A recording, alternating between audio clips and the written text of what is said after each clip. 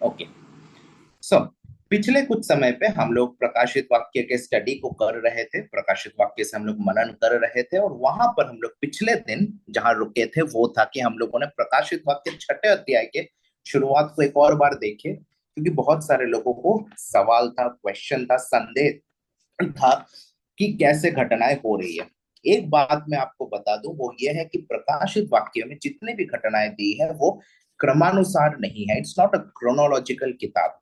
ऐसा नहीं कि प्रकाशित वाक्य 19 अध्याय में जो दिया है वो जरूरी है कि हर चीज लास्ट में हो। उदाहरण के तौर पे प्रकाशित वाक्य 19 अध्याय में दिया है मेमने के विवाह के बारे में, जो कि कलीसिया और प्रभु यीशु मसीह सनातन सनातन काल के लिए, माफ करिएगा मेरे हिंदी को, सनातन काल के लिए क्या होगा, एक हो जाएंगे। ठीक है, they will be bounded in one covenant for eternity. हम सभी लोग प्रभु यीशु के साथ हमेशा के लिए, अनंत काल के लिए एक हो जाएंगे। उस घटना को कहा गया है मेमने का शादी के रूप में। कलीसिया और प्रभु यीशु मसीह एक साथ एक बंधन में बंध जाएंगे। वो घटना प्रकाशित वाक्य 19 में लिखा है, लेकिन एक्चुअली वो घटना कब होगी, कोई बता सकता है? कौन से समय पे वो घटना होगी? कलेसिया के उठाए जाने के बाद। थैंक यू राकेश मामा, सब लोग क्लैप करें राकेश मामा के लिए। और किसी को याद नहीं था, मुझे अच्छा लगा कि राकेश मामा को याद था ये चीज। कलीसिया जब भी उठा ली जाएगी तुरंत बाद ये घटना होने वाली है, जस्ट आफ्टर दैट। ठीक है, स्वर्ग में। ओके। सो ये एक बहुत ही स्पेशल बात मैं आपसे कहना चाहता था, क्योंकि बहुत सारे लोग ऐसा सोचते हैं कि प्रकाशित वाक्य में जो चीज है वो क्रमानुसार हो रहा है। ऐसा नहीं है। प्रकाशित वाक्य में उन घटनाओं का कलेक्शन हम देखते हैं, लेकिन इसीलिए हमें प्रकाशित वाक्य की इंटरप्रिटेशन को, अनुवाद को समझना जरूरी है। उन सारे सिंबल्स का मतलब समझना जरूरी है, ताकि हम लोग को सही शिक्षा मिल सके। खैर, मैं वापस आना चाहता हूं कि हम लोग देख रहे थे झूठा मसीह के बारे में, कि 7 साल तक वो राज करेगा, ऐसा हम लोगों ने देखा। ठीक है। आज जो जो पोर्शंस मैंने पढ़ने दिया था, एक एक दो दो वर्ष से थे सिर्फ, कौन कौन लोग पढ़े हैं जरा हाथ उठाइए। जूम में आप हाथ उठा सकते हैं, मैं यहाँ पर स्क्रीन में देख पाऊंगा। ओके, थैंक यू राकेश मामा। और कोई? Thank you Anju. Okay, thank you Mukesh.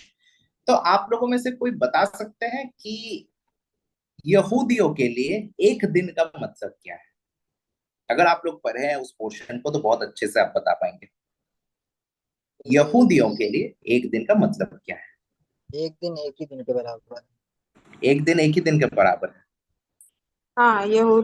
एक दिन वही है 24 घंटा, बट अगर हम भविष्यवाणी के रूप में लेते हैं तो वो एक दिन एक साल के बराबर है। That's the point. यहूदी भविष्यवाणी के पुस्तकों में एक दिन को एक साल के बराबर बोला गया है। आप में से जो जो लोग गिनती के पुस्तक से पढ़े हैं, गिनती के पुस्तक में जो आयत दिया था वहां पर परमेश्वर ने कहा है कि तुम लोगों को, क्योंकि तुमने, क्या कहा गया था गिनती के पुस्तक में? जो मैंने आयत दिया था वहां पर क्या कहा था, कोई बताए? कि उनका एक दिन एक साल के बराबर होगा। जब वो जंगल के सफर में चल रहे थे तो जैसे 40 दिन का था तो 40 साल का होगा उसका। Exactly exactly। परमेश्वर ने एक सजा दी कि 40 दिन का अगर है तो तुम्हें 40 साल भटकना पड़ेगा। वहीं पे यहेजकेल के चौथे अध्याय से मैंने दिया था, और वहां पर हम लोग समझते हैं कि भविष्यवाणी के पुस्तकों में एक दिन अगर दिया है तो फिर वो एक साल के बराबर होता है। ठीक है। तो इस बात को हमें याद रखने का जरूरत है कि भविष्यवाणी के पुस्तकों में यहूदियों के लिए एक दिन एक साल के बराबर है। हम लोग जो है जनजाति, मतलब अन्य जाति लोग, हमारे लिए एक दिन मतलब 24 घंटे। परमेश्वर के लिए एक दिन का मतलब 1000 वर्ष हो सकता है। ठीक है। एग्जैक्टली 1000 वर्ष है कि नहीं हम नहीं जानते, क्योंकि परमेश्वर समय से परे है। He is not bound by time.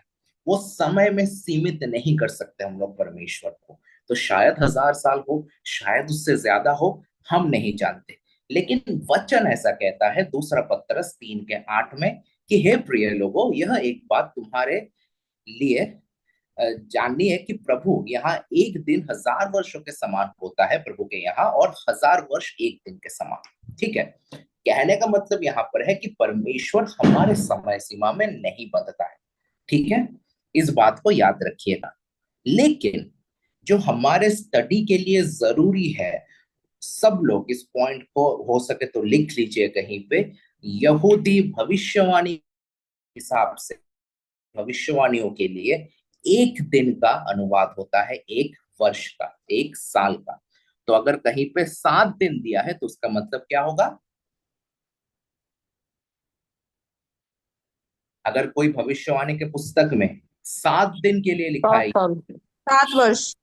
7 साल होगा। तो एक सप्ताह मतलब 7 साल। ओके, तो अभी तक सब लोग समझ गए हैं?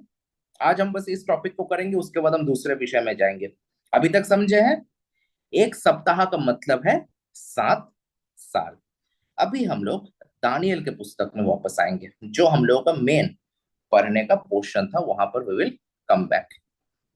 ठीक है, कोई जल्दी से फिर से पढ़िए दानियल 9 का 24, 25 और 26। 24 से 26 जल्दी से हिंदी में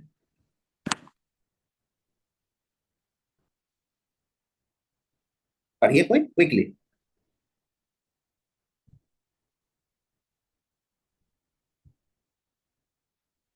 भैया दानियल कितना? 9 का 24, 25 और 26। ठीक है। तेरे लोग और तेरे पवित्र नगर के लिए 70 सप्ताह ठहराए गए हैं। तो यह जान ले और समझ ले कि जब यरूशलेम को फिर से बसाने की आज्ञा निकलेगी, तब मसीह आ जाएगा। उसके बाद मसीह काट डाला जाएगा, परंतु अपने अपने लिए नहीं। वह एक सप्ताह के लिए बहुतों के साथ वाचा बांधेगा। ओके, तो यहाँ पर हम लोग देखते हैं कि जनरली हमें 3-4 घटनाओं के बारे में यहाँ हम लोग पढ़े। सबसे पहले कहा गया कि दानियल को एक दर्शन मिला, क्योंकि दानियल बहुत बोझ में आ गया था इजराइल का अवस्था देख के। तो दानियल प्रार्थना कर रहा था इजराइल के लिए। तो ये भविष्यवाणी किसके लिए है? कौन से देश के लिए बताइए? इज़राइल के लिए। वेरी इजराइल के गुड। लिए। ये भविष्यवाणी केवल इजराइल के लिए है। और अभी हमने पढ़ा भविष्यवाणी के पुस्तक में एक दिन का मतलब एक साल है यहूदियों के लिए। सो यहूदियों के लिए हम लोग देख रहे हैं कि 70 सप्ताह का भविष्यवाणी है। तो 70 सप्ताह मतलब कितना दिन होता है? 483 या समथिंग ऐसे कुछ 483 होगा। ईयर्स। नहीं, 70 सप्ताह। 70, 70 गुना 7, बहुत बार बोलता है ना वचन में। 490। 490। 490। तो कितने साल हो गए? ये भविष्यवाणी टोटल कितने साल का है? 49 490 ईयर, साल। 490 ईयर्स। 490 साल का भविष्यवाणी है। ओके, सो हम जो टोटल भविष्यवाणी पढ़ेंगे वो 490 साल का है। वहां पर हम देखते हैं पहला घटना क्या दिया है, यरूशलेम को फिर से बनाने और बसाने की आज्ञा निकलने से लेकर। ठीक है, अभी दानियल जब ये दर्शन देख रहा है तो फिर मादी पारस बोल के एक साम्राज्य था, जो कि यरूशलेम के ऊपर अपना राज बना के रखा था। यरूशलेम, यरूशलेम नहीं कहेंगे, पूरा यहूदी लोग मादी पारस के अधीन में था। ठीक है, उस समय पे दानियल ये दर्शन देख रहा है। तो स्वर्गदूत ने दानियल को बोला कि यरूशलेम को फिर से बनाने और बसाने की आज्ञा से लेकर, ठीक है, तो सबसे पहले हम जानते हैं कि कब यह आज्ञा दी गई थी। इसके बारे में अगर आपको पढ़ना है तो नेहम्याह का 2 अध्याय पढ़ सकते हैं, एजरा का 7वां अध्याय पढ़ सकते हैं। आप लोग लिख सकते हैं नेहम्याह का 2 अध्याय, एजरा बाइबल में ही है, जिनको पता नहीं है, एजरा बोल के किताब बाइबल का ही किताब है, नेहम्याह का आगे आता है, उसके 7वां अध्याय। ठीक है, इन अध्यायों को अगर हम लोग पढ़ेंगे तो वहां पर हम देख सकते हैं कि यरूशलेम को फिर से बनाने और बसाने का आज्ञा देता है एक राजा, जिसका नाम है राजा अर्थशास्त्र, इंग्लिश में अर्थाजर्क्सिस, अर्थशास्त्र बोल के एक राजा है। ये कौन सा समय था? ये था 14 मार्च 445 ईसा पूर्व। कौन सा समय में? 14 मार्च 445 ईसा पूर्व। ईसा पूर्व मतलब यीशु के जन्म से यीशु मसीह 400 के आगमन से पहले। पहले, 445 ईसा पूर्व। वहां पर क्या हुआ था, राजा अर्थशास्त्र ने आज्ञा दी थी। क्या आज्ञा दी थी? यरूशलेम को फिर से बनाने और बसाने की, या फिर मंदिर को बनाने की आज्ञा आप कह सकते हैं। नहीं, मंदिर नहीं, नगर को बनाने की आज्ञा राजा अर्थशास्त्र, जो कि मादी का राजा था, उन्होंने दिया था। ठीक है, बाकी चीजों पे हम आएंगे, बट अभी के लिए इस चीज को हम लोग देखें। पहला घटना कब हुआ था? 14 मार्च 445 ईसा पूर्व। उसके बाद कहा गया है अभिषिक्त व्यक्ति के आगमन और अभिषिक्त व्यक्ति के मारे जाना। देखिए वही लिखा है ना, सिर्फ आगमन नहीं लिखा है। और ये अभिषिक्त व्यक्ति कौन है? प्रभु यीशु मसीह। क्यों? क्यों? क्यों? मतलब उसी का जन्म हुआ था और उसके लिए बहुत सारी भविष्यवाणियां पहले से की गई हैं। और किसी व्यक्ति का अभिषेक नहीं था बाइबल में? आप अभिषिक्त बहुत हो? सारे लोगों का था, तो लेकिन यीशु, इज़राइल को उद्धारकर्ता के रूप में, मतलब वही उद्धारकर्ता के रूप में आया जो इज़राइल को उनकी गुलामी से छुटकारा देने के लिए था। ओके, आसपास है, ठीक है, एकदम सेंटर पॉइंट। क्यों यीशु मसीह ही अभिषिक्त व्यक्ति बोला गया? क्योंकि इतना अभिषिक्त व्यक्ति आए हैं। पौलुस भी अभिषिक्त था, पौलुस भी मारा गया क्योंकि था। उसका अभिषेक स्वयं परमेश्वर ने किया। ओके, चलिए क्योंकि मुकेश भैया बताइए। जी, क्योंकि उसमें यीशु मसीह में तीन क्वालिटीज थी। पहला, वो यीशु मसीह राजा भी था, याजक भी था, महायाजक भी और था। भविष्यवक्ता भी था। आमेन। और किसी में ये तीनों अभिषेक नहीं था, इसीलिए केवल यीशु ही मसीहा है। यीशु का सरनेम मसीहा नहीं था, Jesus Christ, Sayantan Christ, Ashwin Christ, ऐसा नहीं है। यीशु मसीहा क्यों है? उनमें तीन अभिषेक था, याजक, ठीक है, और राजा भविष्यवक्ता। और नबी। तीनों अभिषेक वाला व्यक्ति था, तो इसीलिए उनको अभिषिक्त पुरुष के रूप में जब एक व्यक्ति को कहा जाता है, जैसे कि बोलते हैं इज़राइल का पवित्र जन। कौन है इज़राइल का पवित्र जन? बताइए। संजना सिस्टर होती बता देती, क्योंकि वो किताब पढ़ रही है। कौन है इज़राइल का पवित्र जन? किसको बुलाया जाता है? The Holi one of Israel. हाथ उठाए हो, मैं समझिए। मूसा। यहोवा परमेश्वर को। आपने हाथ हाथ उठाए। उठाया ऐसे बोला तो मुझे लगा आप मूसा की बात कर रहे, वो तो मुझे। तो इज़राइल का पवित्र जन कौन है? यहोवा परमेश्वर, द होली वन। उसी तरीके से अभिषिक्त वन, द अनॉइंटेड वन कौन है? प्रभु यीशु मसीह। ठीक है, कोई सवाल करे यीशु मसीह अभिषेक क्यों है? तीन चीजों का अभिषेक केवल यीशु में था, और किसी में नहीं था, ना दाऊद में था, ना किसी व्यक्ति में। चलिए वापस आते हैं। Praise the Lord. ओके, तो हम लोग देखते हैं कि यहाँ पर लिखा गया है, अगर हम लोग पढ़ेंगे 25 और 26, तो वहां पर 7 में लिखा गया है 7 सप्ताह और 62 सप्ताह। उसके बीच में कोई गैप नहीं है। ठीक है, तो आप लोग कंफ्यूज मत होइएगा, ये लिखने का तरीका है। 7 सप्ताह, 62 सप्ताह, दोनों एक साथ है। दोनों मिला के कितना होता है? 62 और 7 को ऐड करिए, कितना होता है? 69। 69। ओके, और उसको 7 से गुना करिए। 483। यस, जैसा कि अंकुश भैया और अंजू ने पहले कहा, 483 साल बीतेंगे दो घटनाओं के बीच में। कौन से दो घटना है? प्रभु का एक यरूशलेम के यरूशलेम का, पुनर्निर्माण और यीशु मसीह का काटे जाने, मतलब उसके क्रूसिफिक्शन तक। आमेन। यरूशलेम के पुनर्निर्माण के आज्ञा निकलने के दिन से अभिषिक्त व्यक्ति मतलब प्रभु यीशु मसीह का क्रूसित होने के डेट तक। ठीक है, बहुत सारे में ये जो 31 है, ये 30 या 32 दिया है, क्योंकि बीच में जीरो को काउंट नहीं करते। तो जिसको वो डेट से दिक्कत है, वो मेरे साथ व्यक्तिगत रूप से बात कर सकता है। मैं मेजोरिटी, जो मेजोरिटी स्कॉलर्स मानते हैं, इंटरनेट वाला नहीं, जो मेजोरिटी किताबों में लिखा है, जो जोसिफस जैसे लेखकों ने लिखा है, उस हिसाब से जो डेट निकलता है, वो डेट मैं आपके सामने रखा हूं। ये सारे के सारे डेट हिब्रू कैलेंडर से कैलकुलेट होता है, तो अंग्रेजी से कैलकुलेट करना थोड़ा मुश्किल है। क्यों मुश्किल है? क्योंकि हिब्रू कैलेंडर में, ये बात भी जान लीजिए, हिब्रू कैलेंडर में एक साल में 360 दिन होते हैं। हिब्रू कैलेंडर, यहूदी कैलेंडर में एक साल में कितने दिन होते हैं? 360 दिन होते हैं। और हमारे कैलेंडर में एक साल में कितने दिन होते हैं? 365। 365 सिर्फ? हाँ, कभी कभी 366। 366 लिखा है स्क्रीन में, देखिए, पढ़िए पढ़िए। 365 दिन और 6 घंटे। ठीक है, 365 डेज गलत होगा, तब कैलकुलेशन उल्टा सीधा हो जाएगा।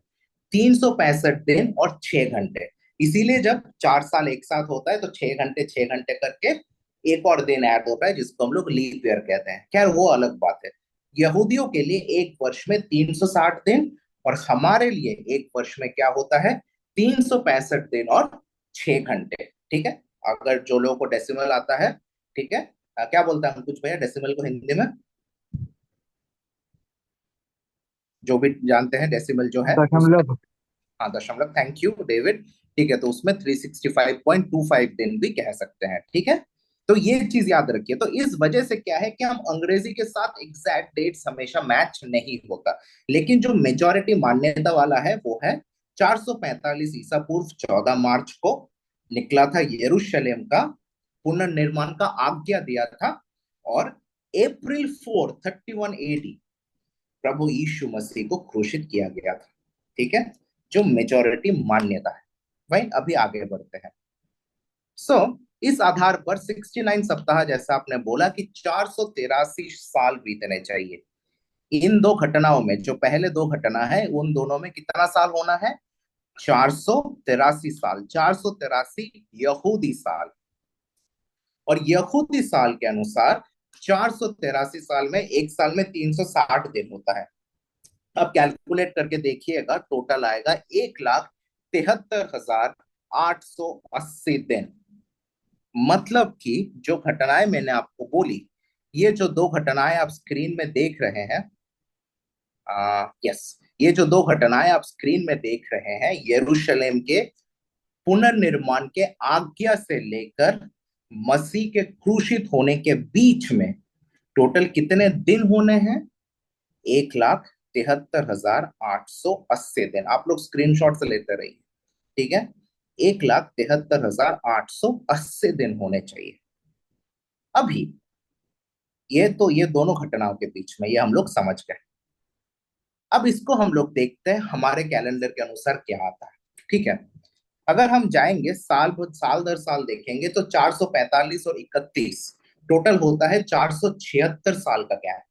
कितने साल का, 476 साल। ठीक है, कोई जल्दी से कैलकुलेट करिए कि 476 इंटू 365 दिन, या छोड़िए मैं कैलकुलेट कर ही दिया हूं शायद, यस।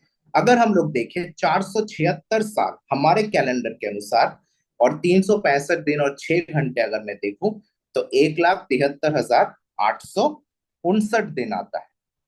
ठीक है, ये दोनों सालों के बीच में, लेकिन दोनों का डेट क्या सेम है, डेट सेम है दोनों का, साल तो अलग है, डेट भी अलग है ना। देखिए जी।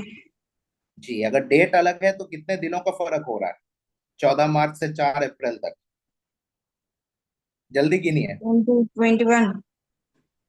21, 21 दिनों का गैप है।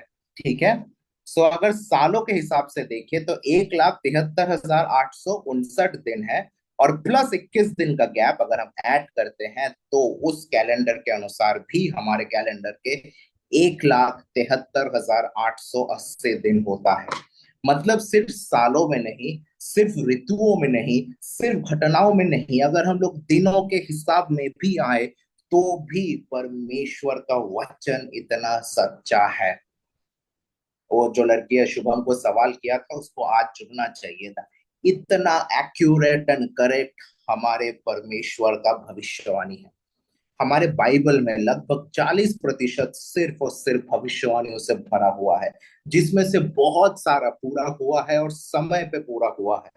बहुत सी भविष्यवाणियां हैं, ये तो मैं एक छोटा सा घटना बोला।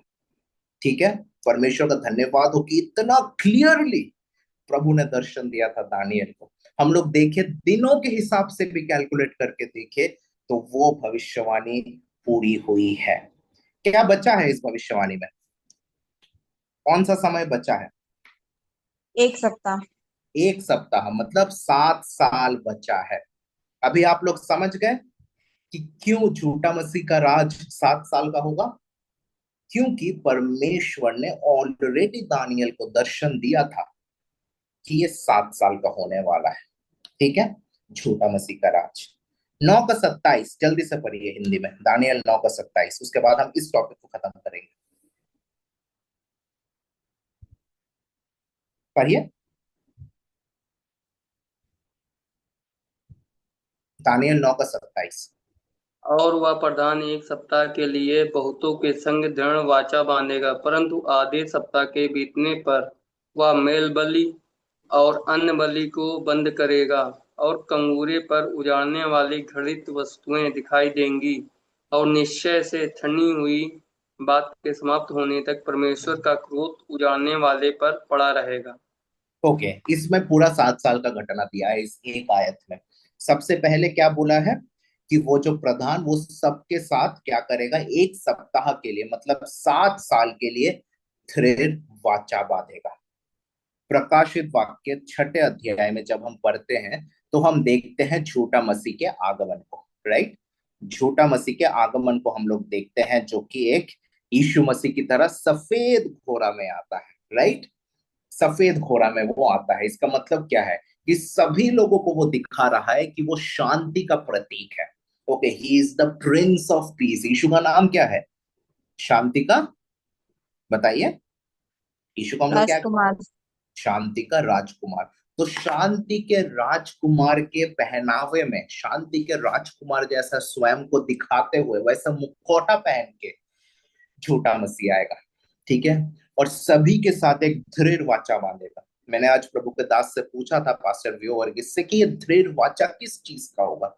तो उन्होंने कहा है कि पूरे दुनिया में जो युद्ध है उस युद्ध को रोकने का एक वादा करके और यहूदियों को प्रतिष्ठित करने का एक वादा करके वो आएंगे। झूठा मसीह क्या बोल के आएगा?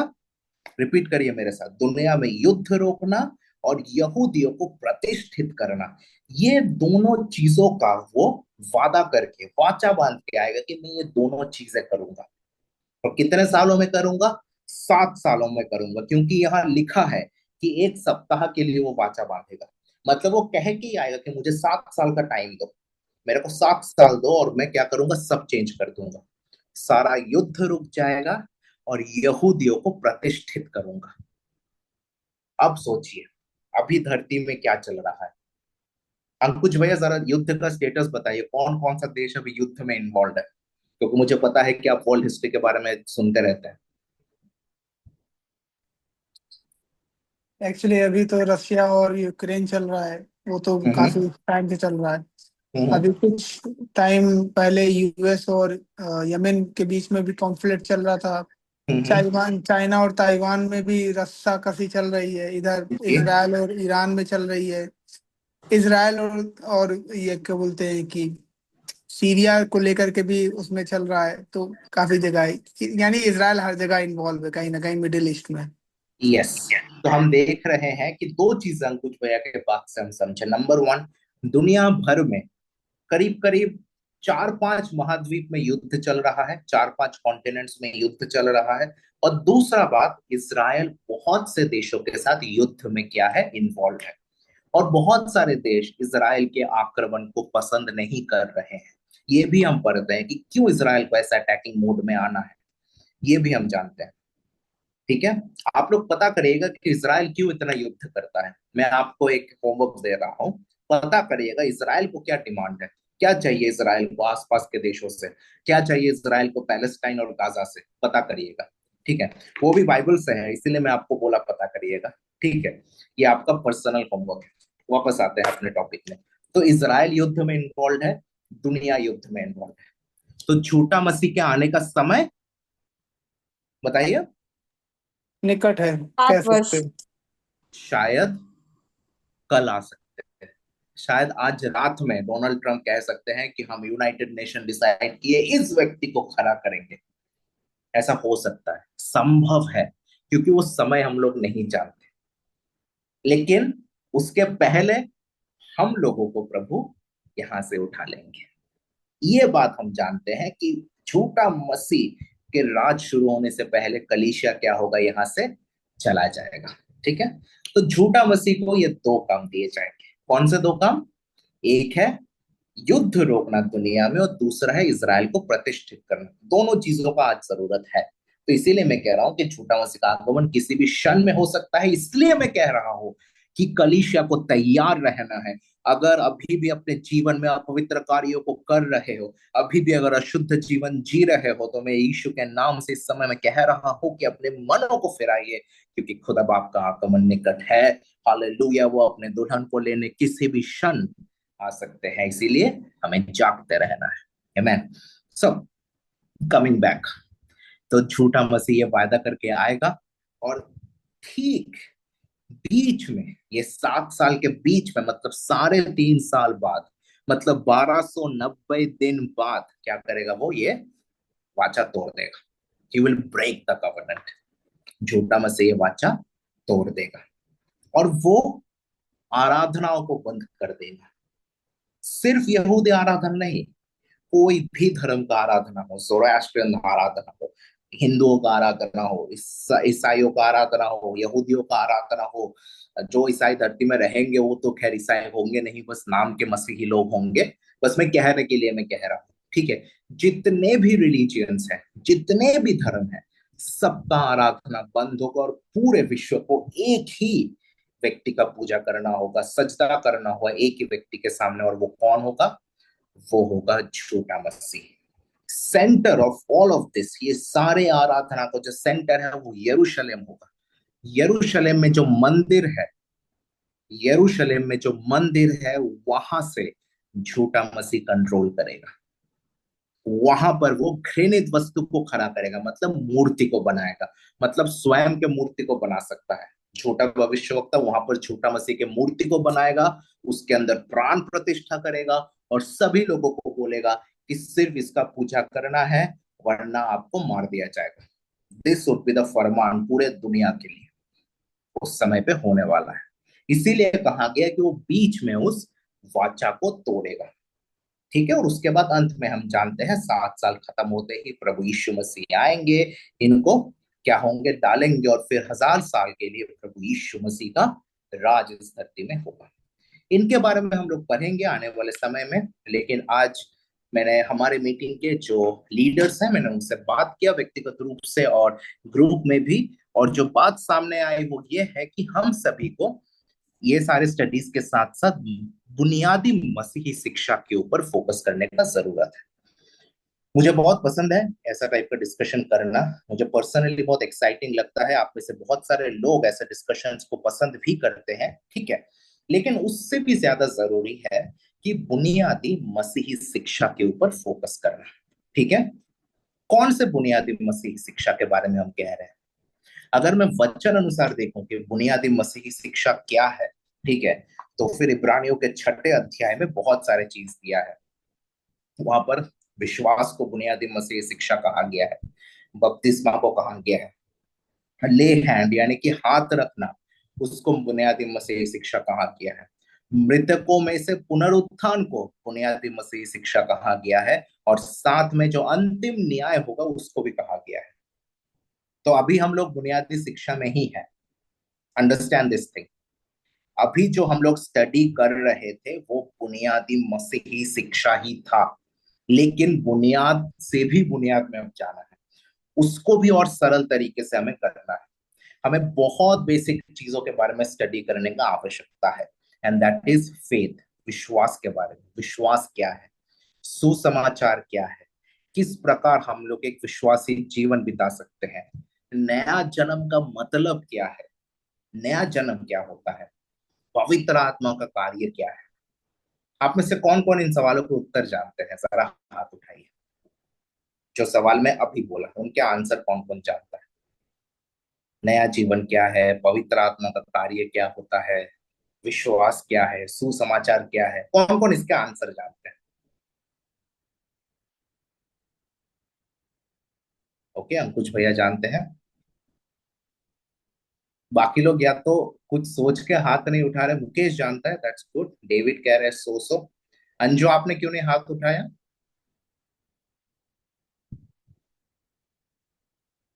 अच्छा, अंजू ने भी हाथ उठाया, ओके। अगर आप लोग जानते हैं इस बातों को तो फिर आप लोगों के लिए बहुत आसान होगा ये लेसन, ठीक है। देखता हूं मैं, ऑब्वियसली मैं जब लेसन करूंगा मैं इन चीजों से सवाल भी करूंगा, ठीक है। एंड फिर वी विल सी कि कहां पर हम लोग खड़े हैं अपने विश्वास जीवन में, ठीक है। मैं आपसे आज सवाल करना चाहता हूँ, बिकॉज आप में से कुछ लोगों ने हाथ उठाया। मैं मुकेश भाई से स्टार्ट करूंगा इस सवाल को पढ़ना, एंड आई वांट कि मोस्ट ऑफ यू से इट। ठीक है, इट्स नॉट अ डिस्कशन, ये जस्ट आपका गवाही टाइप का है। मुकेश भाई, आपसे शुरू करते हैं। क्या आप बता सकते हैं कि कौन सा वो क्षण था जहां पर आपने निर्णय लिया कि हाँ, मैं प्रभु यीशु मसीह के पीछे चलूंगा, आई विल ओबे जीसस क्राइस्ट, मैं उनके ऊपर विश्वास करूंगा? कैसे, क्या वो घटना थी, क्या वो इवेंट थी, क्यों आपने प्रभु यीशु मसीह के ऊपर विश्वास करना शुरू किया? क्यों उनको आपने जीवन का प्रभु माना आपने? क्या आप हमें बता सकते हैं मुकेश भाई? जी भैया, वैसे तो मेरा परिवार बचपन से यीशु मसीह को जानता है, मगर कुछ खास मतलब यीशु मसीह की तरफ लगाव कभी नहीं रहा। मतलब हमेशा जानते थे, प्रार्थना करते थे, चर्च जाते थे। मगर फिर कुछ ऐसा हुआ, जैसे अभी 6-7 महीने पहले, कि मेरा इंटरेस्ट ज्यादा जाग यीशु मसीह में। क्यों? यीशु मसीह की सेकंड कमिंग को लेकर, कि यीशु मसीह आने वाला है, ठीक। तो फिर मुझे इस बात पर विश्वास हुआ कि यीशु मसीह आएगा, तो मेरा इंटरेस्ट जागा और फिर मैंने यीशु मसीह को गहराई से समझने की कोशिश की। ये अभी मेरा ज्यादा टाइम नहीं है, सही बता रहा हूँ। वैसे तो हूँ 10-15 साल से, मगर अभी समझा हूँ। थैंक यू मुकेश, बहुत अच्छा चीज आपने बोला। खैर, मुझे आपका ये आंसर पता था, but I wanted to share it in front of everybody in YouTube and जो हमारे बाकी मीटिंग के लोग हैं। बाकी और कौन हाथ उठाया था? ओके, अंकुश भैया, क्या आप शेयर कर सकते हैं व्हाट वाज वन मोमेंट जब आपने कहा कि नहीं, मैं यीशु को अब प्रभु के रूप में मानूंगा, मेरे जीवन में सिर्फ उनका बात सुनूंगा? What was that moment, what was that incident?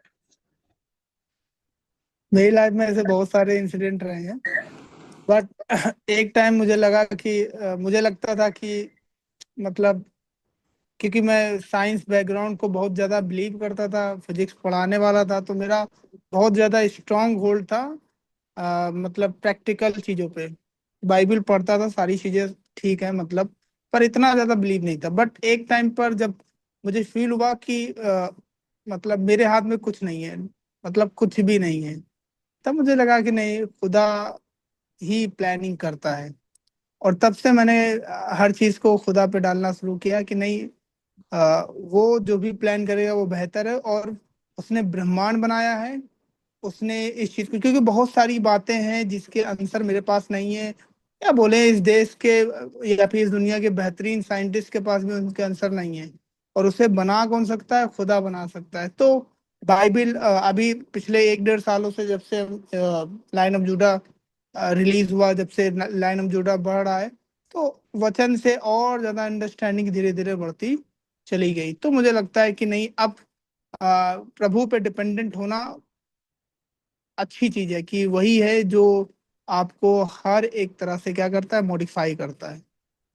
Okay, तो अंकुश भैया भी आपने कुछ कुछ घटनाओं को बोले, ठीक है, जिसके वजह से वो हमने मुकेश भाई का सुना। मुकेश भाई ने अंत के दिनों की घटनाओं को स्पेसिफाई किया, तो जहां पर अंकुश भाई ने एक रैशनल व्यक्ति जो कि साइंस को, विज्ञान को मानते हैं, उस तरीके से भी कहा है, एक रैशनल तरीके से, कि हाँ, प्रभु यीशु मसीह ही सच्चा परमेश्वर है, इसीलिए अपने जीवन को डेडिकेट किए। डेविड भाई, योर व्यूज प्लीज।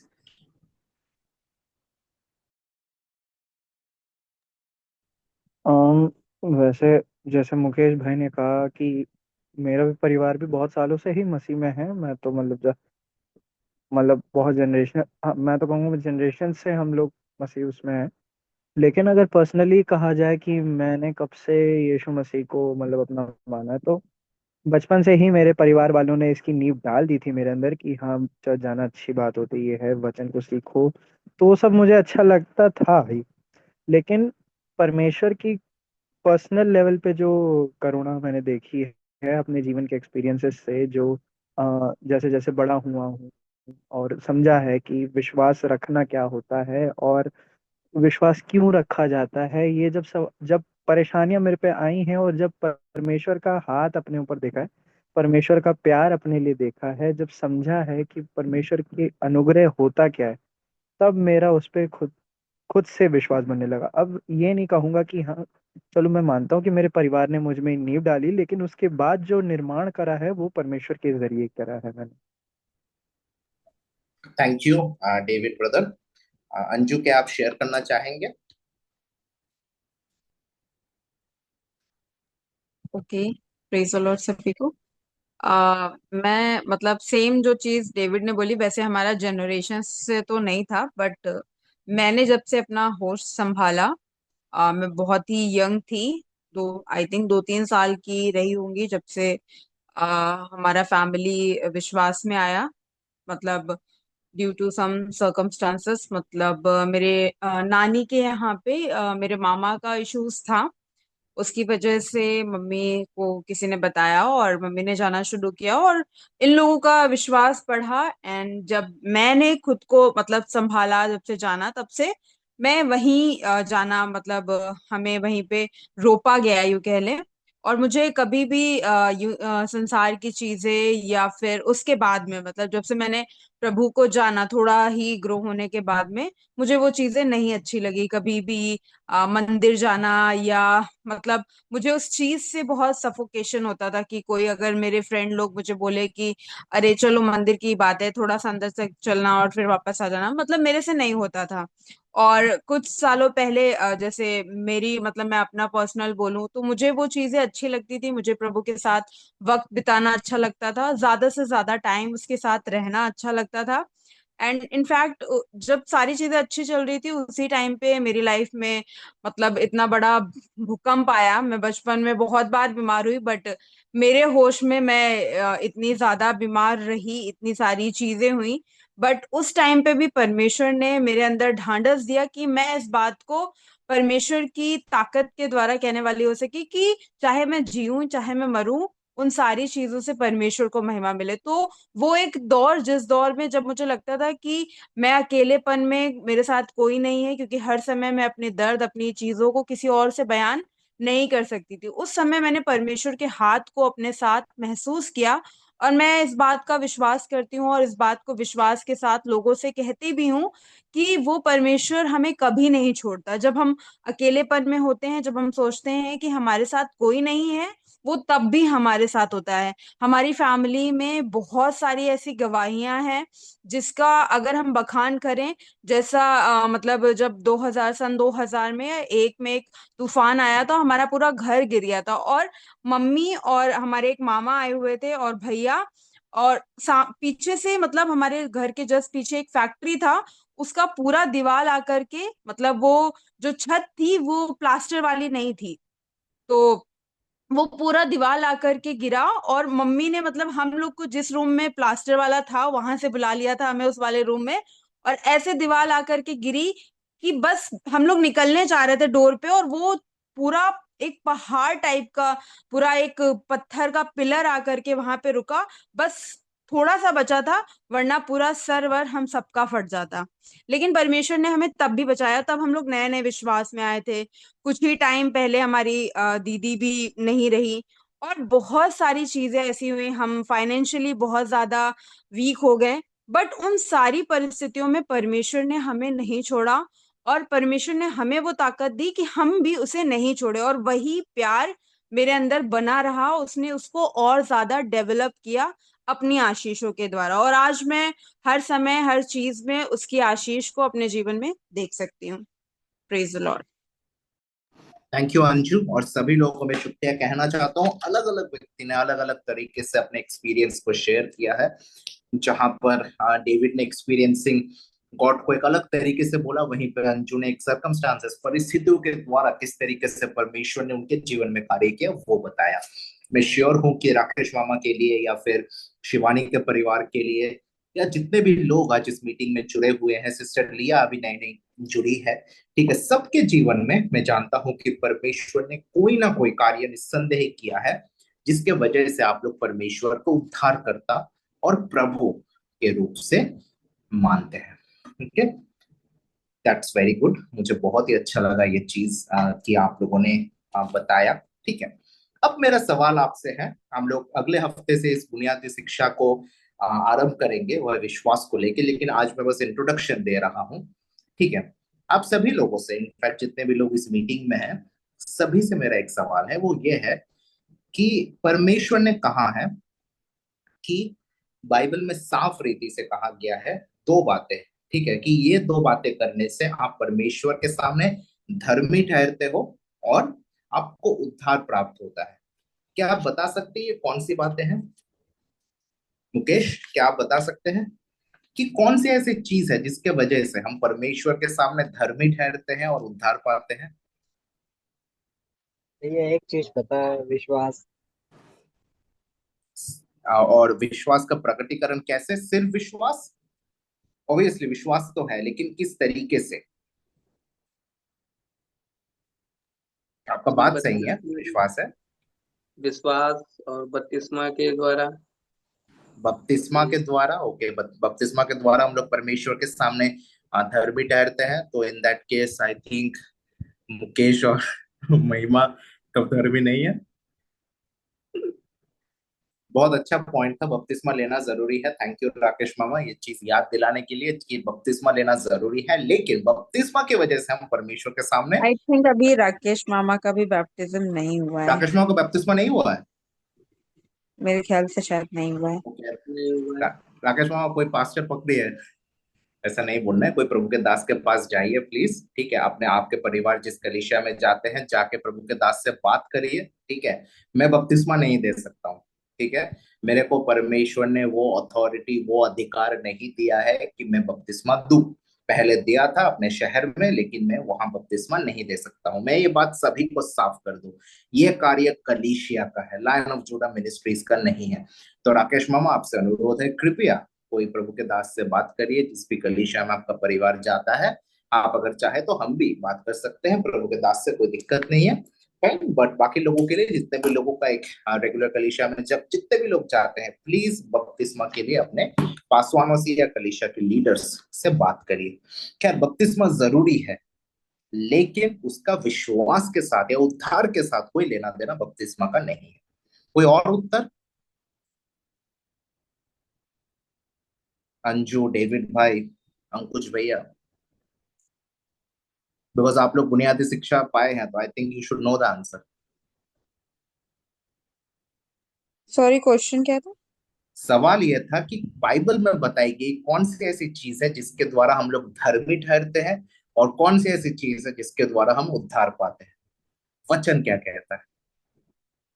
अपने पापों को मान लेना और उनसे फिर करके वचन रूपी नींव पर अपने आप को डालना, मतलब अपनी जो नींव है वो वचन पे बनाना, अपने मन को फिरा करके पश्चाताप करके उसकी ओर फिरना और उसके वचन पे ही मनन करना और यीशु सारी को प्रभु उद्धारकर्ता करके ग्रहण करना, देन ग्रहण बैप्टिज्म लेना और उसकी ग्रहण शिक्षाओं करना, को लेना। बपतिस्मा लेना इंक्लूडेड? क्या बैप्टिज्म लेना इंक्लूडेड व्हाट? मतलब कि उद्धार के लिए बपतिस्मा भी इंक्लूडेड है उस प्रोसेस में? नहीं नहीं नहीं, उद्धार हम्म, मतलब उद्धार पहले जब हम प्रभु यीशु मसीह को ऐसा उद्धार करता खुद ग्रहण करते हैं तो हम्म। हमारा उद्धार होता है। उस वो एक पब्लिक सही है, प्रोक्लेमेशन है। सही है। हाँ, जो भी है। तो करेक्ट। हम पब्लिकली उसको प्रोक्लेम करते हैं। वो एक चीज है, मतलब एक कह सकते हैं हम अपनी चीज को, अपने विश्वास को दूसरों के सामने में प्रकट करते हैं। ओके, उस मतलब वो करना है, but it is not that. That's absolutely correct जो आपने बोला अंशु।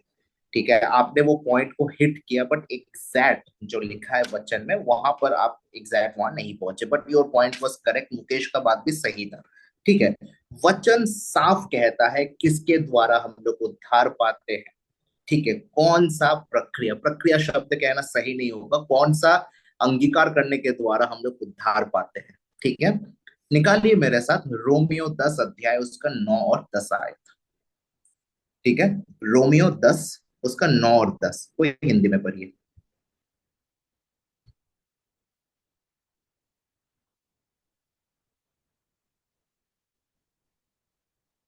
9 और 10 कि यदि तू जी।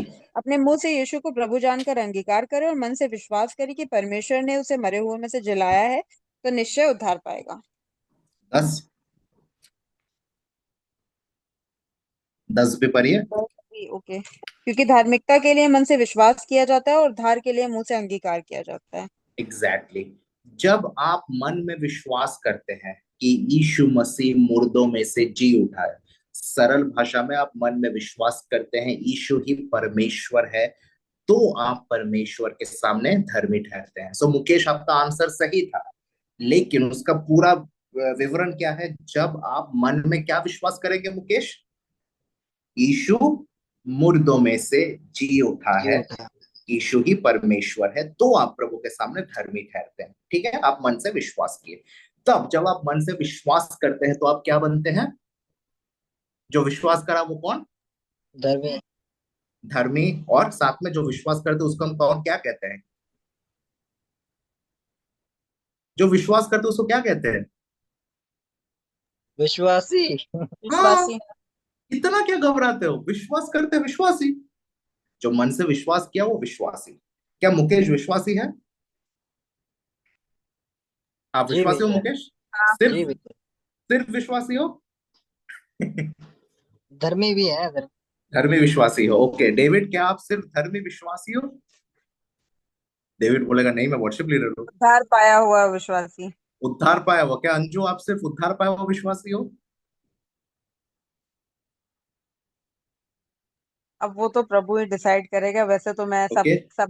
सभी चीज में इंक्लूड कर अंकुश, लेती हूँ। महिमा, चले महिमा को एकदम आज नहीं पूछा है ना, तो महिमा सिस्टर, क्या आप सिर्फ धर्मी उद्धार पाए हुआ विश्वासी हो? परमेश्वर के पुत्र भी हैं।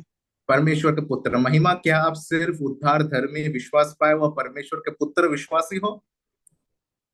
भैया मेरे को समझ में नहीं आ रहा। आप क्या हो? आप विश्वासी हो? हाँ भैया, विश्वासी हैं, प्रभु को जान रहे हैं, प्रभु के उद्धार को भी पाया है। तो विश्वासी हो? हम्म। परमेश्वर की पुत्री हो? चेले हैं। एग्जैक्टली यही पॉइंट मैं तब से ढूंढ रहा था कि हम विश्वासी सिर्फ नहीं है, हम परमेश्वर के पुत्र पुत्री ठीक है, लेकिन इस संदर्भ में हम लोग चेला है। और चेला का काम क्या है? अंकुश भैया, चेला क्या करता है बताइए? आप बच्चों को पढ़ाते थे राइट, तो वो आपके चेले थे, वो क्या करते थे? कोई भी बोलिए, चेला का काम क्या है? गुरु गुरु की की आज्ञा सुनता है। मानना। हम्म। चलता है। जी। ठीक है, तो कोई भी चलता है तो वो चेला है। डेविड। ओके मुकेश भाई आप बोलिए, डेविड आप चैट में लिख रहे हैं तो मुकेश भाई आप बोल जी सकते हैं। भैया।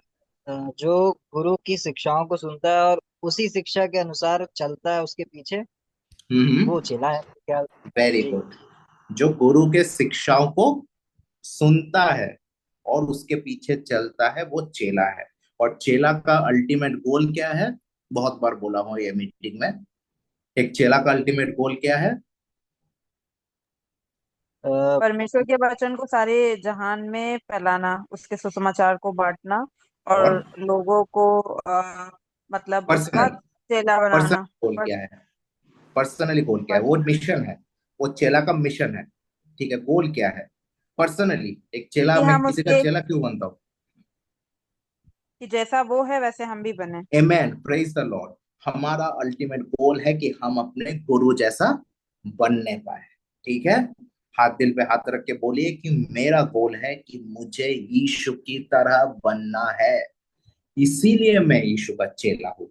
इसीलिए यीशु मसीह कहता है कि जो मेरे पीछे चलता है उसको सारा संसार को क्या करना है? अस्वीकार करके मेरे पीछे चलना है। शब्द लिखा है कि अपने माता पिता से भी ऊपर आपको क्या करना पड़ेगा? परिवार से भी ऊपर यीशु मसीह को रखना पड़ेगा। वही है चेला। तो चेला का काम है कि वो गुरु की तरह बनने का कोशिश करता है। ठीक है, तो जब हम हृदय में विश्वास करते हैं कि यीशु मरे हुए में से जिया है, कौन कौन यह हृदय में विश्वास करता है कि यीशु मरे हुए में से जिया है? ओके, आई थिंक सभी लोग करते हैं। चलो मैं टाइम वेस्ट नहीं करूंगा। किस किस ने मुंह से अंगीकार किया है, प्रॉपरली मुंह से अंगीकार किया है कि यीशु मसीह मेरा उद्धार करता और प्रभु है बोल के? कोई ऐसा है जो नहीं किया है? तो प्लीज हाथ उठाइए अभी। आप हो सकते हो, आप बहुत समय से कलीसिया जा रहे हो, आप विश्वासी हो सकता है, लेकिन कोई ऐसा है जो नहीं किया है तो अभी हाथ उठा सकते हैं। कोई ऐसा है? शायद आप मीटिंग में जुड़ते हो, कोई प्रॉब्लम नहीं है, आपने मुंह से अंगीकार नहीं किया है कि यीशु मसीह मेरा उद्धार करता और प्रभु है बोल के। कोई ऐसा है?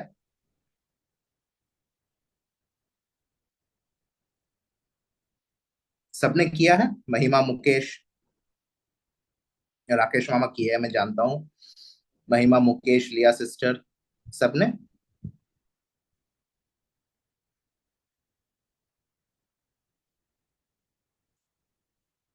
वेल, पब्लिक डिक्लेरेशन शब्द कहना सही नहीं है, बट एक कन्फेशन कलीसिया के सामने या किसी मीटिंग के सामने करना भी है, ठीक है।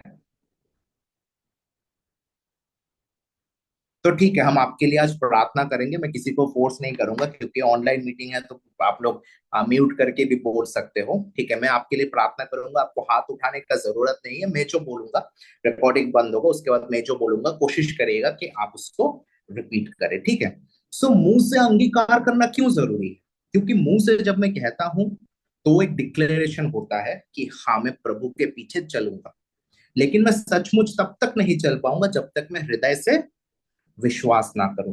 तो ये दोनों चीजें जरूरी है। हृदय से मानना है उनको कि उद्धार करता और प्रभु, और मुंह से बोलना भी है कि वो उद्धार करता है, वो प्रभु है बोल के। आमेन, प्रेज द लॉर्ड।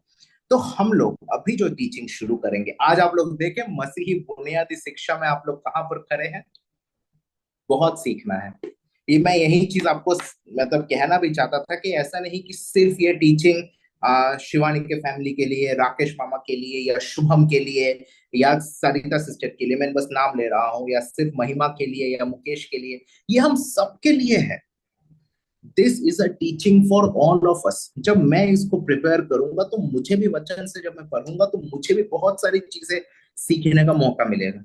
नया जन्म के बारे में ऐसी चीजें हम लोग पढ़ेंगे जो शायद हम लोग पढ़ते तो हैं उन आयतों को, लेकिन बहुत बार समझते नहीं है। हम लोग शुरू ही करेंगे उस टॉपिक से, नया जन्म क्या है। That would be our first topic, ठीक है। और तब आपको पता चलेगा कि मसीही बुनियादी शिक्षा भी हमारे जीवन में हम लोग कितना अभी उसमें भी कमजोर है। हमें सबको, including me, we have to learn a lot. Okay, प्रभु आप सभी को आशीष दे। Thank you. एंड हम लोग प्रार्थना में जाएंगे और अगले हफ्ते से हम लोग मसीही बुनियादी शिक्षा शुरू करेंगे। महीने में एक दिन हम कोशिश करेंगे कि हम प्रकाशित वाक्य में जो सेशन है उसको हम महीने में एक या